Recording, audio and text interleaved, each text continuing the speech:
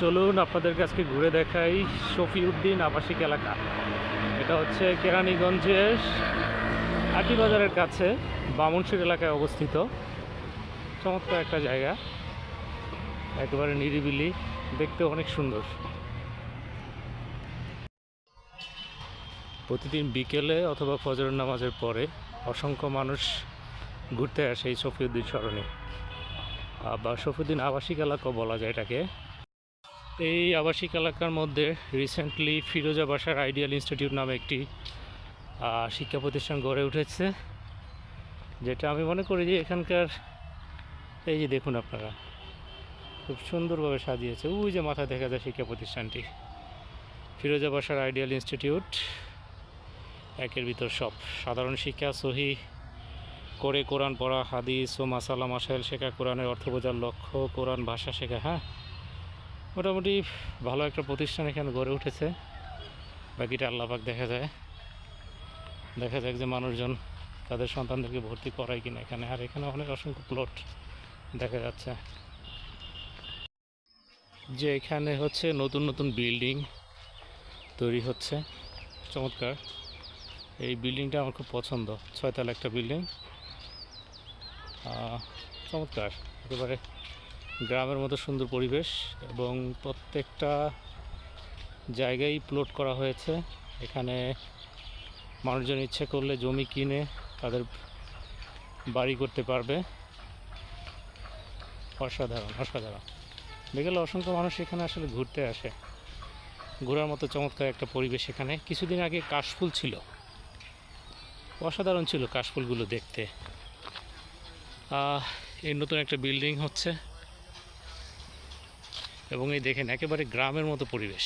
এই জন্য মূলত ঢাকার বাহিরে বসবাস করা, ঢাকার একটু বাহিরে, ধরেন আটিবাজার, কেরানীগঞ্জ, তারপর হচ্ছে আপনার ওই দিকটাতে আছে নারায়ণগঞ্জ, সাভার, গাজীপুর, এই সাইডগুলোতে যে গ্রামের কিছু প্রাকৃতিক দৃশ্য দেখা যায়। হ্যাঁ, একেবারে নিরিবিলি আপনি বসবাস করতে পারবেন যদি সেখান থেকে আপনার অফিস বা যেখানে জব করেন জায়গা খুব কাছাকাছি হয়, তাহলে একটু ঢাকার বাইরে থাকতে পারেন। এই হচ্ছে অবস্থা। সূর্যটা ডুবে যাবে, কিন্তু খুব চমৎকার লাগছে, তাই না? অসাধারণ একটা পরিবেশ। সামনে শীতকাল আসতেছে, আরও সুন্দর কিছু সিনারি দেখবো হয়তো, আশা করি। এই যে দেখুন, কেউ কেউ আবার এখানে গরু পালছে। ঘাসের আসলে কোনো সমস্যা নেই, যেহেতু অনেক জমি প্লট আকারে পড়ে আছে, কেউ এখনও ঘরবাড়ি করার জন্য হাত দিচ্ছে না, সেহেতু এখানে মানে ঘাস, প্রচুর ঘাস, আর গরু পালা কোনো বিষয়ই না এখানে। এই যে বিল্ডিংটা আমার খুব চমৎকার পছন্দের একটা বিল্ডিং। ঠিক এই রকম একটা বিল্ডিং আমার গ্রামের বাড়ির এলাকায় আছে, ওই বিল্ডিংটাও আমার খুব পছন্দ, ভালো লাগে আসলে। এরা সুন্দরভাবে করছে, তো দেখতেও ভালো লাগে, ভিতরের পরিবেশটা অনেক সুন্দর। ওই যে এক মুরব্বি দেখা যায়, এই মুরব্বিকে প্রতিদিনই দেখি আসরের নামাজের পর এখানে হাঁটাহাঁটি করে। খুব অসাধারণ সুন্দর, ভালো চরিত্রের একজন মানুষ, তাকে দেখে মনে হয়। রাস্তাঘাট একেবারে ফাঁকা, আজকে মনে হয় মানুষজন এখনো বের হয়নি, একেবারেই ফাঁকা। ওই যে একজন ঝালমুড়িওয়ালা ঝালমুড়ি বিক্রি করতেছে, দেখে আসি। শফিউদ্দিন আবাসিক এলাকা থেকে একটু সামনে আগে আসলাম। এইখানটায় আজকে একটু ধুলাবালি দেখা যাচ্ছে, কারণ বাচ্চারা ফুটবল খেলতেছে, এবং এর মধ্যে একটি ছেলে আছে, আসলে ও কথা বলতে পারে না, কিন্তু ওর অ্যাক্টিভিটিগুলো খুব ভালো। এই যে দেখুন, এই যে ছোট্ট ছোট্ট ঘর, প্লট আকারে জমিগুলো সাজানো আছে, সূর্যটা খুব চমৎকার দেখাচ্ছে। শফিউদ্দিন আবাসিক এলাকা, বিদ্যুতের টাওয়ার, এইখানে প্লট করা প্রত্যেকটা জমি। ওই যে দেখা যাচ্ছে সামনে বড় একটা জমি, এটা সম্ভবত কোনো কোম্পানির হবে, তারা ওইভাবে ওইটাকে মানে চারিদিক থেকে দেওয়াল করে আটকিয়ে রাখছে। এইখানে আসলাম এই জন্য যে বাচ্চারা এখানে আসলে মূলত খেলাধুলা করে বেশিরভাগ সময়, জায়গাটা নিরিবিলি। এইখানে কিছু বাচ্চা খেলছে, অল্প কয়েকটা, 3-4টা।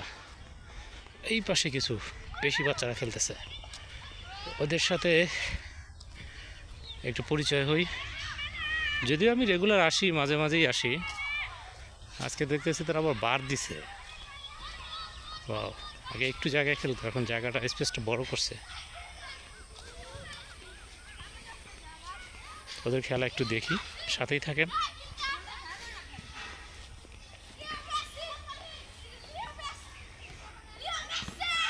লিও মেসি,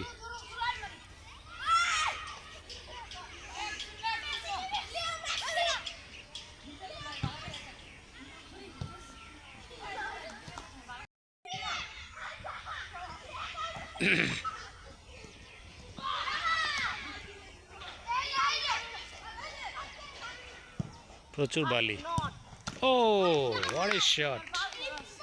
তোমার হাতে কি হয়েছে? ভেঙে গেছে?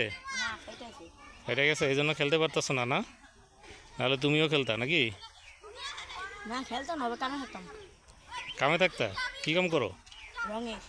রঙের কাজ করো? কেন পড়ালেখা করো না? না। কত দেয় দৈনিক তোমার রোজ?